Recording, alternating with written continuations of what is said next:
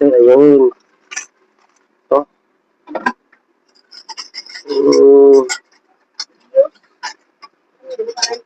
SCS. Yan. Ito, doduplicate natin. SCS ang kanyang susi, pero pang motor. Ikukon lang natin siya. Dahil, yan. Madali lang naman itong gawin. Yung pagpanyan, ninibil lang talaga siya. Para yung kanyang pinaka ipin ay makukuha.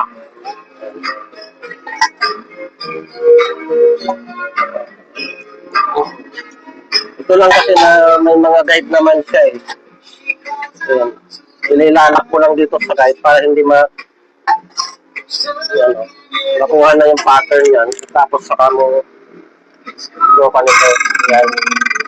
Hanggat may tinatayo yung batin, ayan eh, pag naingay yung batin,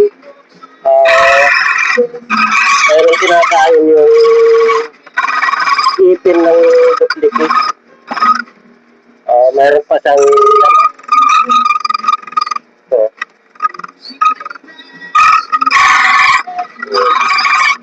Tumatayo lang siya.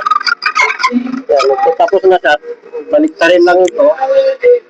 Tapos sa kabila naman, pero yung original, hindi na binabaliktad yung original eh.